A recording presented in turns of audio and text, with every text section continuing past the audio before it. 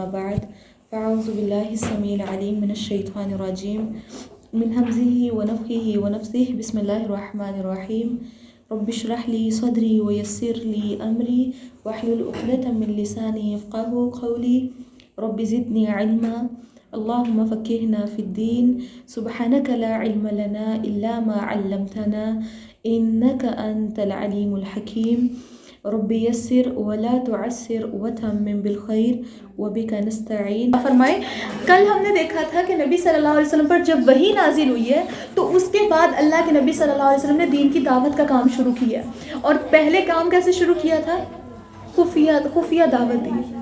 جب خفیہ دعوت دی ہے تو وہ صرف 3 سال دی ہے. اور صحابہ کرام نے تب سے، چونکہ حضرت ابو بکر صدیق رضی اللہ تعالیٰ عنہ تھے یا صحابہ کرام تھے جیسے حضرت علی رضی اللہ تعالیٰ عنہ ہیں، جب انہوں نے یہ دیکھا کہ یہ سچا دین ہے، انہوں نے دین کو سیکھنا شروع کیا تو پھر انہوں نے ان باتوں کو کیا کیا، نوٹ ڈاؤن کرنا شروع کیے، ان کو یاد کرنا شروع کیا اور پھر اللہ کے نبی صلی اللہ علیہ وسلم کا اٹھنا بیٹھنا لکھنا شروع کر دیا تھا، کیونکہ اس سے پہلے تو کسی کو نہیں پتا تھا. سمجھ آ رہی ہے نا بات کی؟ اب ملتا ہے کہ جب اللہ کے نبی صلی اللہ علیہ وسلم خفیہ دین کی دعوت دے رہے تھے اور اللہ رب العزت نے بھی اللہ کے نبی صلی اللہ علیہ وسلم کو خفیہ دعوت کا ہی حکم دیا تھا، تو اللہ کے نبی صلی اللہ علیہ وسلم نے دیکھیں خفیہ دعوت کن سے شروع کی؟ اپنے قریبی ساتھیوں سے اور قریبی گھر والوں سے جو بہت زیادہ عزیز تھے. اللہ کے نبی صلی اللہ علیہ وسلم جب یہ خفیہ دین کی دعوت کا کام کرتے تھے تو اس ٹائم پہ فرض نماز کا حکم نازل ہوا تھا، لیکن فرض نماز صرف 2 رکعتیں تھیں. اس ٹائم پہ وضو کا طریقہ جبرائیل علیہ السلام آ کے اللہ کے نبی صلی اللہ علیہ وسلم کو خود سکھا کر گئے تھے. پھر اسی طرح پتہ چلتا ہے کہ چونکہ نبی صلی اللہ علیہ وسلم ان کے ساتھی چھپ کر نماز پڑھا کرتے تھے، دن میں 2 دفعہ نماز پڑھا کرتے تھے، صبح و شام، اور وہ باقی لوگوں سے چھپ کر پڑھا کرتے تھے. پتہ یہ چلتا ہے کہ وہ لوگ کیا کیا کرتے تھے. ابن حشام سیرت کی بہت پیاری کتاب ہے، بہت خوبصورت اور اول وقت میں لکھی ہوئی کتاب ہے. اس میں وہ بیان کرتے ہیں کہ نبی صلی اللہ علیہ وسلم اور صحابہ کرام نماز کے وقت گھاٹیوں میں چلے جاتے، اپنی قوم سے چھپ کر نماز پڑھتے تھے. ایک بار ابو طالب نے نبی صلی اللہ علیہ وسلم اور حضرت علی کو نماز پڑھتے دیکھ لیا تھا. ابو طالب کون تھا؟ اللہ کے نبی صلی اللہ علیہ وسلم کے چچا تھے. انہوں نے جب یہ دیکھا کہ ایسے نماز پڑھ رہے ہیں، عبادت کر رہے ہیں، تو انہوں نے ان سے پوچھا کہ آپ لوگ کیا کر رہے تھے؟ تو انہوں نے بتایا کہ ہم تو نماز پڑھ رہے تھے. ابو طالب مسلمان نہیں تھا، لیکن اس نے کیا کہا کہ یہ بالکل ٹھیک طریقہ ہے، یہ حق اور اس پر برقرار رہو. انہوں نے حضرت علی سے کہا حق پر برقرار رہو. پھر اس کے علاوہ جب یہ 3 سال تک اللہ کے نبی صلی اللہ علیہ وسلم خفیہ دعوت دیتے رہے تو بہت سے لوگوں کو پتا تھا کہ یہ خفیہ دعوت دے رہے ہیں، تو انہوں نے اعتراض نہیں کیا تھا، کیونکہ ان کو ایسے لگتا تھا کہ یہ بالکل دعوت ویسے ہے جیسے امیہ بن ابی سلط، قس بن ساعدہ، اس ٹائم پہ بھی نا کچھ لوگ دین کی دعوت دیا کرتے تھے، لیکن وہ دعوت کیسی ہوتی تھی؟ وہ شرکیہ ہی دعوت ہوتی تھی. اس میں بتوں کی پوجا کی جاتی تھی، وہ بتوں کی پجاری تھے سارا کچھ. تو ان کو لگا کہ شاید یہ بھی کوئی ایسی عبادت ہے. لیکن 3 سالوں کے بعد اللہ کے نبی صلی اللہ علیہ وسلم پر ایک آیت نازل ہوئی. کیا آیت تھی؟ وَأَنذِرْ عَشِيرَتَكَ الْأَقْرَبِينَ، اپنے قریبی رشتہ داروں کو ڈرائیے. جب یہ حکم نازل ہوا تو یہ سورہ شعراء کی آیت ہے. اللہ کے نبی صلی اللہ علیہ وسلم نے کیا کیا؟ سب سے پہلا کام یہ کیا کہ بنو ہاشم کو جمع کیا، ٹھیک، ان کے ساتھ بنو عبد المطلب کو بھی جمع کیا. کل آلموسٹ 45 لوگ تھے. جب سارے کے سارے یہ لوگ جمع ہو گئے تو اس ٹائم پہ ابو لہب بولنے لگا، کہنے لگا دیکھو یہ تمہارے چچا ساتھ بھائی ہیں، تمہارے کزنز ہیں سارے، ایسی باتیں نہ کرو، نادانی چھوڑ دو. یعنی وہ کیا کہنے جا رہے تھے؟ اللہ کے نبی صلی اللہ علیہ وسلم کے بتوں کی پوجا چھوڑ دو، توحید کی طرف آ جاؤ، اللہ کی بات مان لو. تو لوگوں نے کیا کیا؟ ابو لہب سمجھانے لگا. ابو لہب نے اتنا طویل لیکچر دیا کہ لوگ جتنے بھی اکٹھے ہوئے تھے اللہ کے نبی صلی اللہ علیہ وسلم نے ان کو کچھ نہیں بتایا، وہ لوگ ویسے ہی چلے گئے. پھر اللہ کے نبی صلی اللہ علیہ وسلم نے ان کو دوبارہ جمع کیا، اور دوبارہ جمع کرنے کے بعد اللہ کے نبی صلی اللہ علیہ وسلم نے ان کو ایکسپلین کیا تھا. ان کو کیا کہا تھا کہ ساری حمد اللہ کے لیے ہے، میں اس کی حمد کرتا ہوں، اس سے مدد چاہتا ہوں، اس پر ایمان رکھتا ہوں، اس پر بھروسہ رکھتا ہوں، گواہی دیتا ہوں کہ اس کے سوا کوئی بھی لائق نہیں، وہ تنہا ہے، اس کا کوئی شریک نہیں. جب انہوں نے اس طریقے سے دعوت دی تو ابو طالب نے اس ٹائم پر کہا تھا کہ ہمیں تمہاری معاونت کس قدر پسند ہے، تمہاری نصیحت بھی ہمیں قبول ہے، لیکن اس نے یہ کہا کہ دیکھو ایسے کرو. ابو طالب کہنے لگے کہ آپ ایسے کریں، اس دعوت کو یہیں پہ سٹاپ کر دیں، یہ کام نہ کریں. لوگوں کو واحد اللہ کی دعوت دیں گے تو لوگ آپ کے دشمن بن جائیں گے، لوگ آپ کے خلاف ہو جائیں گے، پھر لوگ آپ کو اذیتیں دیں گے. لیکن نبی صلی اللہ علیہ وسلم اس ٹائم پہ باز نہیں آئے، اور اس ٹائم پہ ابو طالب نے یہ بھی کہا تھا لیکن ایک بات کہی تھی، اس نے کہا تھا خدا کی قسم جب تک میرے جان میں جان ہے میں ان کی حفاظت، ان کے بدلے میں تمہاری حفاظت کرتا ہی رہوں گا، ان کے مقابلے میں تمہیں بچاتا ہی ہوں گا۔ پھر اس کے علاوہ ہوا کیا تھا، ایک بہت مشہور پتہ چلتا ہے کہ جب یہ آیت نازل ہوئی تو حدیث سے پتہ چلتا ہے کہ نبی صلی اللہ علیہ وسلم نے اپنے سارے خاندان والوں کو اکٹھا کیا، پہاڑی پہ چڑھ کے کوہ صفا پہ چڑھ گئے اور چڑھ کے آواز لگائی یا صباحا یا صباحا، اور یہ ایک ایسا اعلان ہوتا تھا جس سے پتہ چلتا تھا کہ کوئی مشکل گھڑی آ گئی ہے، اور سارے کے سارے لوگ کیا ہوئے، اکٹھے ہو گئے۔ جب سب کے سب لوگ اکٹھے ہو گئے تو اللہ کے نبی صلی اللہ علیہ وسلم نے اس کوہ صفا پہ کھڑے ہو کے اعلان کیا کہ اگر میں تمہیں یہ کہوں کہ پیچھے سے کوئی لشکر تم پر حملہ کرنے والا تھا تم مان لو گے؟ انہوں نے کہا کہ آپ تو صادق اور امین ہیں، آپ تو جھوٹ بولتے ہی نہیں ہیں، ہم آپ کی بات مان لیں گے۔ تو اس ٹائم پہ اللہ کے نبی صلی اللہ علیہ وسلم نے لوگوں کو توحید کی دعوت دی اور کیا کہا کہ اللہ ایک ہے، یعنی تم دین کی طرف آ جاؤ، توحید پرست بن جاؤ۔ تو اس ٹائم پہ ابو لہب نے پتہ کیا کہا تھا، ظاہر بات ابو لہب بھی وہاں پہ تھا، اس نے کہا تھا تباً لک، تیرے ہاتھ ہلاک ہو، تو تباہ و برباد ہو، تو نے ہمارا دن ضائع کر دی، تو نے ہمارا وقت ضائع کیا، اور اس دعوت کے لیے میں یہاں پہ بلایا تھا۔ تو اس ٹائم پہ اللہ رب العزت نے، دیکھیں نبی صلی اللہ علیہ وسلم نے کوئی جواب نہیں دیا تھا اس کی اس بات کا، لیکن اللہ رب العزت نے آسمانوں سے جواب دیا اور آیات نازل کی تھی سورہ لہب کی، تبت یدا ابی لہب وتب، ہلاک ہو گیا ابو لہب اور اس کے دونوں ہاتھ بھی تباہ۔ اس نے جو بددعا اللہ کے نبی کو دی تھی اللہ تعالیٰ نے بڑھا کر اس کو خود بددعا دی۔ اور پھر کیا ہوا کہ پھر اسی طرح ایک دوسری روایت میں پتہ چلتا ہے کہ نبی صلی اللہ علیہ وسلم نے وہاں پہ کھڑے ہو کر فرمایا تھا، اے قریش کی جماعت اپنے آپ کو جہنم سے بچاؤ، اے بنی کعب اپنے آپ کو جہنم سے بچاؤ، اے محمد صلی اللہ علیہ وسلم کی بیٹی اپنے آپ کو جہنم سے بچاؤ، کیونکہ میں تم لوگوں کو اللہ کی گرفت سے بچانے والا نہیں ہوں۔ دیکھا جائے تو دیکھیں وہ اللہ کے نبی صلی اللہ علیہ وسلم کے رشتہ دار تھے، اللہ کے نبی نے اپنی بیٹی کا نام لیا، اپنے چچا کا نام لیا، اپنے کزنس کا نام لیا۔ دیکھا جائے تو رشتہ داری حسب نسب اگر فائدہ دیتی ہوتی تو سب سے پہلے اللہ کے نبی کے رشتہ داروں کو دیتی۔ ایسے ہی ہے نا، آج ہم یہ سمجھتے ہیں ہم فلاں فیملی سے ہیں تو اس لیے بخشے جائیں گے، آج بھی سید لوگ اپنے باپ کو یہ سمجھتے ہیں کہ ہم بخشے ہوئے ہیں، بس جو بھی کریں ہماری پکڑ نہیں ہے، مختلف قبیلے ہیں، لیکن اللہ تعالیٰ نے یہاں پہ اللہ تعالیٰ کی اس قول اور نبی صلی اللہ علیہ وسلم کے اس واقعے سے کیا پتہ چلتا ہے کہ ہر کسی کا عمل ہی اس کو بچائے گا کل قیامت کا، ہر کسی کا عقیدہ اس کو کل قیامت میں اللہ کے عذاب سے بچائے گا۔ ہوا کیا کہ اب جب اللہ کے نبی صلی اللہ علیہ وسلم نے واضح اور علل اعلان دعوت دینی شروع کر دی تو اس ٹائم پہ ابن اسحاق بیان کرتے ہیں کہ اشراف قریش کے چند آدمی ابو طالب کے پاس گئے اور ابو طالب کو جا کر کہنے لگے کہ اے ابو طالب آپ کے بھتیجے نے تو ہمارے خداؤں کو برا بھلا کہنا شروع کر دیا، یعنی یہ جو لات اور عزا منات، یہ جو ہمارے سارے بت تھے، جو ہمارے خدا تھے، ان کو وہ برا بھلا کہتا ہے، ان کی حمایت سے اور ان کی عبادت سے روکتا ہے، تو آپ ایسے کرو اپنے اس بھتیجے کو سمجھا لو۔ اس کے جواب میں ابو طالب نے بڑی نرم بات کہی تھی اور رازدارانہ لہجہ اختیار کر کے کہا تھا، یعنی نبی صلی اللہ علیہ وسلم کو بھی سمجھایا تھا اور ان کو بھی کہا تھا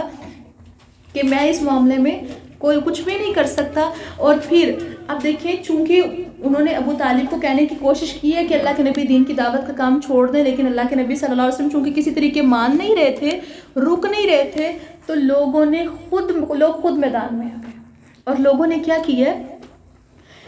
ملتا ہے کہ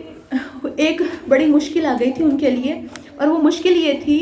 کہ حج کے دن آ رہے تھے۔ اب جب حج کے دن آتے ہیں تو کیا ہوتا ہے، ظاہری بات ہے دور دراز کے لوگ آتے ہیں، اور ان کو یہ تھا کہ جب باہر کے لوگ آئیں گے تو اللہ کے نبی صلی اللہ علیہ وسلم تو ان کو بھی دعوت دیں گے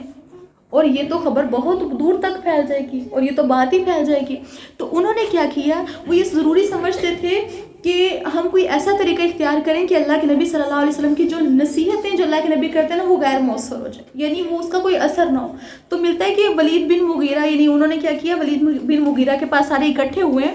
ولید نے کہا کہ تم ایسے کرو، تم اپنے میں سے ایک صاحب اختیار بندہ چن لو اور پھر کیا کرو کہ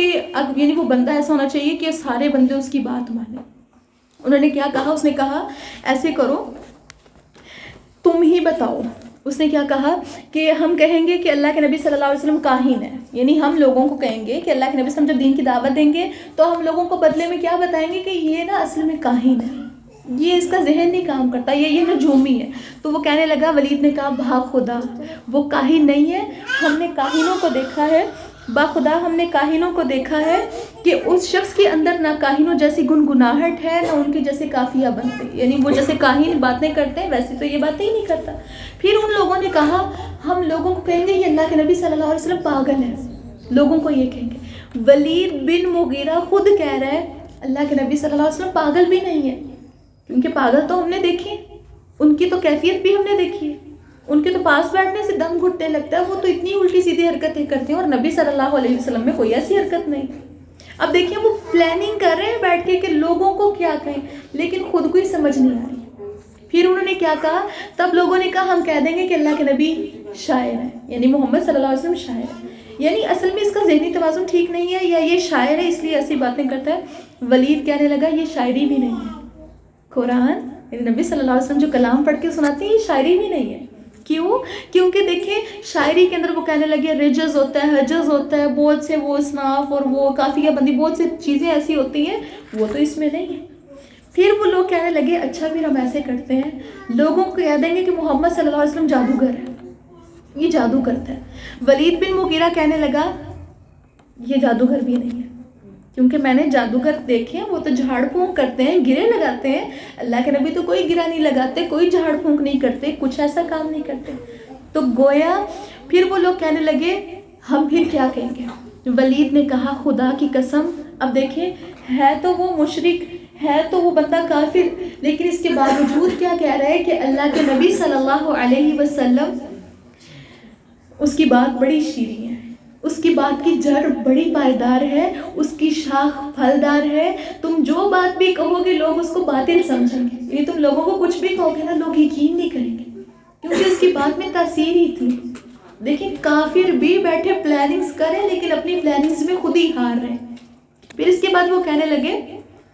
کہ ہم ایسے کریں گے، بس یہی کہہ دیں گے کہ وہ جادوگر ہے، اس نے ایسا کلام پیش کی ہے جس سے باپ بیٹے میں لڑائی ہو جاتی ہے، بھائی بھائی میں لڑائی ہو جاتی ہے، شوہر بیوی میں لڑائی ہو جاتی ہے، کنبے قبیلوں میں پھوٹ پڑ جاتی ہے۔ پھر انہوں نے یہی پلان کیا، کیونکہ ہوتا کیا تھا جب ایک بندہ کلمہ پڑھ لیتا تھا تو اس کے جو باقی ساتھی تھے ان کو چھوڑ دیتا تھا۔ بیٹے نے کلمہ پڑھ لیا گھر والوں سے چھوٹ جاتا تھا، بیوی نے کلمہ پڑھ لیا وہ شوہر کو چھوڑ دیتے تھے، بھائی نے کلمہ پڑھ لیا بھائی کو چھوڑ دیا۔ تو انہوں نے کیا کہا یہ بات کہہ سکتے ہیں کہ اس سے پھوٹ ڈلواتے ہیں۔ پھر انہوں نے ملتا ہے کہ انہوں نے کیا کیا، انہی کے بارے میں نا یہ جو بھی میں نے آپ کو پورا ایک واقعہ بتایا اسی کے بارے میں سورۃ مدثر کی آیتیں نازل ہوئی، انہ فکر وقدر فقتل کیف قدر ثم قتل کیف قدر۔ اللہ تعالیٰ نے فرمایا وہ مارا جائے وہ ہلاک ہو، اس نے کیسی کیسی پلاننگز کی، بیٹھ کے انہوں نے سوچا پھر الزام لگایا، پھر سوچا پھر الزام لگایا۔ اچھا پتہ یہ چلتا ہے کہ انہوں نے اللہ کے نبی صلی اللہ علیہ وسلم جب وہ حج کے دن آئے ہیں، ظاہر بات ہے حج کے دن آئے ہیں تو کیا ہوا، لوگ تو آنے تھے، اللہ کے نبی صلی اللہ علیہ وسلم اس ٹائم پہ لوگوں کو دعوت دیتے تھے، لیکن اس ٹائم پہ ابو لہب وہ کیا کرتا تھا، وہ حج کے دنوں میں مختلف جگہوں میں اللہ کے نبی صلی اللہ علیہ وسلم کے پیچھے پیچھے جاتا تھا اور لوگوں کو کہتا تھا اس کی بات نہ ماننا، یہ بڑا جھوٹا اور بددین بنتا ہے۔ دیکھیں ہمیں کوئی ہمارے پیچھے لگ رہے اور ہمیں بولنے سے پہلے کہے کہ یہ جھوٹی عورت ہے، ہم کیا کریں گے؟ بتائیے کیا سلوک ہوگا ہمارا؟ اللہ کے نبی صلی اللہ علیہ وسلم دین کی دعوت دیتے تھے حاجیوں کو،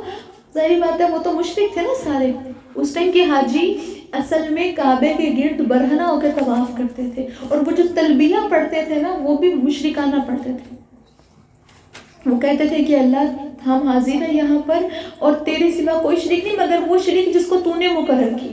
وہ شرک خود کرتے تھے وہاں پہ اور یہ کلمات کہتے ہوئے طواف کرتے تھے۔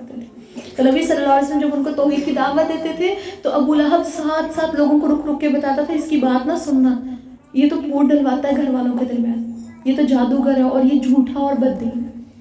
اچھا جب انہوں نے بڑی کوشش کی لیکن کچھ لوگ جنہوں نے ظاہر بات ہے اس طرح کیا ہوا کہ لوگوں میں بات پھیل گئی کہ مکہ میں کوئی ایسا شخص ہے جو نبوت کا دعویٰ کرتا ہے۔ اب ہوا کیا، جب انہوں نے دیکھا کہ ہمارا کوئی اور طریقہ نہیں ہے تو انہوں نے کہا کہ کیوں نہ نبی صلی اللہ علیہ وسلم کو ہی اتنا وہ ڈیگریڈ کر دیا جائے، اتنا ڈی موٹیویٹ کر دیا جائے کہ وہ خود ہی ہمت ہار جائیں اور حوصلہ چھوڑ دیں۔ تو انہوں نے اس کے لیے جو سب سے پہلا طریقہ اختیار کیا ہے، اس کے لیے وہ کیا کرتے تھے، وہ مذاق اڑایا کرتے تھے اللہ کے نبی صلی اللہ علیہ وسلم۔ آپ کو پتہ بہت سے بچے بڑے ایکٹیو ہوتے ہیں لیکن ان کا جب مذاق اڑایا جاتا ہے نا تو وہ کام کرنا چھوڑ دیتے ہیں، بہت سے بچے چور بن جاتے ہیں، بہت سے بچے گناہ کرنے لگ پڑتے ہیں، یہ سوچ کے کہ ان کا مذاق اڑایا جاتا ہے۔ وہ اچھا کرتے تھے لیکن سارے مذاق اڑاتے تھے، اس لیے انہوں نے برا شروع کر دیا. تو انہوں نے کیا کیا، انہوں نے اللہ کے نبی صلی اللہ علیہ وسلم اور صحابہ کرام کو ڈی موٹیویٹ کرنے کے لیے کیا کرنا شروع کر دیا، مذاق اڑانا شروع کر دیا. اللہ کے نبی صلی اللہ علیہ وسلم جہاں جا رہے ہیں، اللہ کے نبی صلی اللہ علیہ وسلم آ رہے ہیں، کیا کر رہے ہوتے تھے، ہنس رہے ہوتے تھے، تالیاں بجا رہے ہیں کبھی، اور کبھی کہہ رہے ہیں، اللہ تعالیٰ نے خود فرمایا ہے وَقَالُوا يَا أَيُّهَا الَّذِي نُزِّلَ عَلَيْهِ الذِّكْرُ إِنَّكَ لَمَجْنُونٌ. کفار نے کہا کہ اب وہ شخص جس پر قرآن نازل ہوا ہے وہ تو پاگل ہے. یعنی گالیاں دیتے تھے اللہ کے نبی صلی اللہ علیہ وسلم کو. پھر اسی طرح اللہ کے نبی صلی اللہ علیہ وسلم کو ہر طرح سے انہوں نے ڈیگریڈ کرنے کی کوشش کی. پھر دوسرا انہوں نے کیا طریقہ اختیار کیا، دیکھیں گالیاں، مذاق، اس کے علاوہ تکذیب، اللہ کے نبی صلی اللہ علیہ وسلم کو جھٹلانا، یہ تھا ان کا پہلا طریقہ. اور انہوں نے جو دوسرا طریقہ اختیار کیا ہے وہ انہوں نے کیا کیا، انہوں نے آپ کی تعلیمات کو مسخ کرنے اور لوگوں کے دلوں میں شکوک و شبہات پیدا کرنے کی کوشش شروع کر دی. اور وہ شکوک و شبہات کیسے پیدا کرتے تھے، جو بندہ کلمہ پڑھتا تھا اس کو وہاں پہ جا کے کہتے تھے کہ یہ تو پرانے لوگوں کی قصے کہانی ہے، یہ تو کوئی سچی بات نہیں. یعنی قرآن کے اندر اعتراضات نکالتے تھے، فضول کی باتیں کرنا شروع ہو گئے. اس کے علاوہ انہوں نے کہنا شروع کر دیا کہ یہ قرآن کسی بندے پہ کیسے نازل ہو سکتا ہے، قرآن نازل ہونا ہوتا تو کسی فرشتے پہ نازل ہوتا،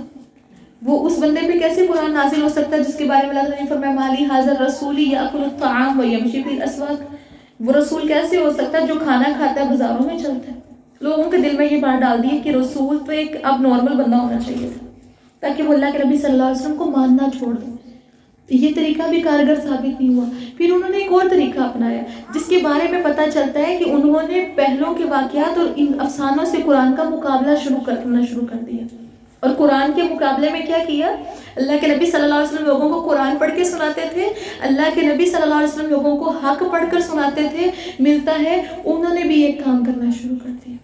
نظر بن حارث ایک بندہ تھا، وہ ہیرا گیا، وہاں جا کے بادشاہوں کے واقعات، اسفندیار ولی اور وہ جو رستم کی قصے کہانیاں ملتے ہیں وہ لے آیا. اور لا کے کیا کرتا تھا، جب نبی صلی اللہ علیہ وسلم کسی جگہ بیٹھ کر اللہ کی باتیں کرتے تھے، لوگوں کو دین کی باتیں سکھاتے تھے، وہ کیا کرتا تھا، جب وہ چلا جاتا تھا تو کیا کرتا تھا کہ لوگوں کو وہ قصے کہانیاں پڑھ کے سنایا کرتا تھا. اور کیا کہتا تھا کہ دیکھو اللہ کے نبی کی بات سچی نہیں ہے، میرے جو قصے کہانیاں جو میں پڑھ کر سناتا ہوں وہ بات زیادہ اچھی ہے. کون سی ایسی بات ہے جس کی بنا پر تمہیں محمد صلی اللہ علیہ وسلم کی باتیں اچھی لگتی ہیں. وہ بھی امیجن کیجئے، ذرا رک کے سوچئے، اگر ہم اس جگہ ہوتے، دین کی خاطر اگر ہمیں اتنی محنت کرنی پڑتی تو ہم کیا کرتے ہیں. یقین کریں آج ہمیں دین کی خاطر صرف کسی کو اتنا ہی کہنا ہوتا ہے کہ ذرا تم بھی قرآن پڑھ لو، اور ہم اگلے بندے کے فیس ایکسپریشنز کو دیکھتے ہیں یا پہلے اس کی شکل و صورت دیکھ کہہ دیتے ہیں اس کو نہیں کہنا، اس میں کوئی نہیں ماننا. اللہ کے نبی صلی اللہ علیہ وسلم نے تو کوئی ہمت نہیں ہاری. اور دیکھیں پھر دکھ اور تکلیفیں، ہمارا مذاق اڑایا جائے، ہم وہاں جائیں گے دوبارہ، ہمارا کہیں کوئی کمپیریزن کرنا شروع کر دے، ہم وہاں جائیں گے دوبارہ، کوئی ہمارے ساتھ کمپیئر کرنا شروع کر دے ہم تو پیچھے ہٹ جائیں گے. نہیں، یہ کام ہم نہیں کر سکتے. لیکن اللہ کے نبی صلی اللہ علیہ وسلم نے ہمت نہیں ہاری. پھر اسی طرح پتہ چلتا ہے انہوں نے کیا کیا تھا، انہوں نے سودے بازیاں کرنی شروع کر دی تھی. انہوں نے پتہ کیا کہا کہ اللہ کے نبی صلی اللہ علیہ وسلم آپ ایسے کریں، ہم آپ کی کچھ باتیں مان لیتے ہیں، آپ ہماری کچھ باتیں مان لیں. آج بھی ہم نے وہ سورہ انعام میں پڑھا ہے، وہ کیا کہتے تھے کہ آپ ہمارے پیغمبر کو گالیاں دینی بند کر دیں، ہمارے پیغمبر نے ہمارے بتوں کو برا بھلا کہنا بند کر دیں، ہم آپ کے سچے رب کو جو ہے وہ دین کی دعوت جو آپ کر رہے ہیں اس سے آپ کو نہیں روکیں گے. تو نبی صلی اللہ علیہ وسلم کی دعوت میں مین چیز ہی یہ تھی کہ لوگوں کو شرک سے روکنا تھا، لیکن لوگوں کو بات نہیں سمجھ آ رہی تھی. مطلب یوں کہہ لیں کہ انہوں نے کوئی بھی طریقہ چھوڑا ہی نہیں جس کے ذریعے سے لوگوں کو روک نہ سکے. لیکن دیکھیں جب انہوں نے یہ 3-4 طریقے اپنائے، کبھی مذاق کیا، کبھی دوسری قصے کہانیاں سنائی اور سارا کچھ، جب یہ طریقے کارگر ثابت نہ ہوئے تو پھر انہوں نے کیا طریقہ اختیار کیا، انہوں نے ظلم اور جور شروع کر دیا، ظلم شروع کر دیا، تشدد شروع کر دیا. اس کے بارے میں پتہ چلتا ہے سب سے پہلے تو جو سختی پتہ چلتی ہے وہ کیا کی تھی کہ ابو لہب نے اپنے 2 بیٹوں عتبہ اور عتیبہ سے نبی صلی اللہ علیہ وسلم کی 2 بیٹیوں کا نکاح کیا ہوا تھا، ان کو طلاق دے دی. اس کے بعد نبی صلی اللہ علیہ وسلم کے دوسرے صاحبزادے کا انتقال ہوا تو ابو لہب کو خوشی ہوئی تو اس نے کیا کہا تھا، وہی نبی صلی اللہ علیہ وسلم کی جڑ کٹ گئی ہے. تو اللہ تعالیٰ نے سورۃ کوثر نازل کی تھی، اِنَّ شَانِئَکَ هُوَ الْأَبْتَرُ، آپ کا دشمن چڑھ پڑا۔ پھر اس کے بعد پتہ چلتا ہے کہ ابو لہب نے نبی صلی اللہ علیہ وسلم کی تکذیب کے لیے بازاروں اور اجتماعات میں آپ کے پیچھے پیچھے لگا رہتا، ہر جگہ آپ کی تکذیب کرتا تھا، بلکہ پتھر بھی مارتا رہتا تھا۔ نبی صلی اللہ علیہ وسلم کے پیچھے پیچھے جاتا تھا، جب لوگ نہیں ہوتے تھے تو پتھر مارتا تھا، جس سے اللہ کے نبی صلی اللہ علیہ وسلم کی ایڑیاں زخمی ہو جاتی تھی، اللہ کے نبی کی ایڑیوں سے خون نکلنے لگ پڑتا تھا۔ پھر ابو لہب کی بیوی ام جمیل تھی، جس کا نام اروا تھا، ابو حرب بن امیہ کی بیٹی بھی تھی، وہ ابو سفیان کی بہن تھی۔ وہ کیا کرتی تھی، وہ اللہ کے نبی صلی اللہ علیہ وسلم کی دشمنی میں اپنے شوہر سے کم نہیں تھی۔ وہ نبی صلی اللہ علیہ وسلم کے راستے میں دروازے پر کانٹ کے کانٹے ڈال دیا کرتی تھی۔ آپ امیجن کیجئے پاؤں میں ایک بھی کانٹا لگ جائے کتنی اذیت ہوتی۔ وہ اللہ کے نبی صلی اللہ علیہ وسلم کے چلنے کے راستے میں کانٹے ڈال دیا کرتے تھے۔ آپ کو پتہ ہے نا، یہ جو پودوں پہ لگے ہوئے کانٹے ہوتے ہیں نا، یہ جوتے کے اندر سے بھی چپ جاتے ہیں، ایسے ہی ہے نا، وہ ساڑوں پہ الجھ جاتے ہیں، کبھی پنڈلیوں پہ لگ جاتے ہیں، کبھی کپڑوں کے ساتھ الجھ کے جگہ جگہ چپتے ہیں۔ تو وہ کیا کیا کرتی تھی، وہ گھاس کے کانٹے بھی کھیلا کرتی تھی، جو اللہ کے نبی صلی اللہ علیہ وسلم کے پاؤں میں اور الجھ جایا کرتے تھے، پاؤں میں لگتے بھی تھے۔ اس کے علاوہ وہ نبی صلی اللہ علیہ وسلم کے خلاف بدزبانی بھی کرتی تھی، بہت فتنے کی آگ بھی بھڑکاتی تھی، اور وہ کہا کرتی تھی کہ میرے گلے میں، اس کے گلے میں ایک ہار تھا، بڑا قیمتی ہار تھا، وہ کہا کرتی تھی کہ میں اس کو بیچ کے اللہ کے نبی صلی اللہ علیہ وسلم کے خلاف لگاؤں گی۔